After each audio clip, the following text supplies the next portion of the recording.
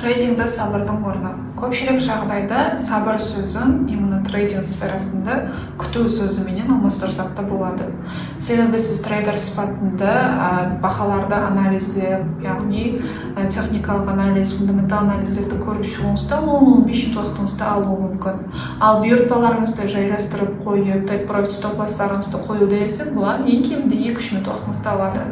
Ал қалған жағдайда сол бұйыртпаның тейк профит немесе стоп-лосс зоналарына жетіп бару 90% жағдайда сіз күтуден ібарат болады.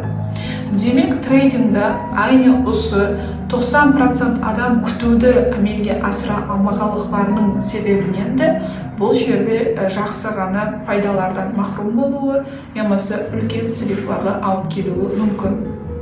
Енді трейдингдағы сабырдың рөлі соншалық дәрежеде ахметті екенлігін сіздерге қазір төмендегі факторлармен түсіндіріп беруге харекет етемін.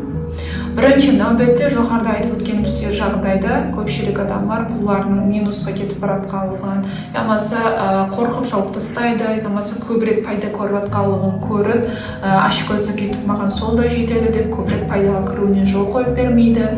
Нәтижеде өздері ойлағандай результаттарға шығуы біраз қиынласып барады. Сондықтан сіз трейдер сипатында өзіңіздің психологиялық сезіміңіз есептелінген сабырды, яғни күтуді жақсы әмелге асыра алмайды екенсіз, бұл базарда 70-80% халатта сіздің нәтижеге шығуыңыз кепілдігі жүдә төмен болып табылады. Қазіргі жағдайда трейдер сипатында сабырды сіз өз позицияларыңызда қанша дәрежеде қолдана тұрсыз?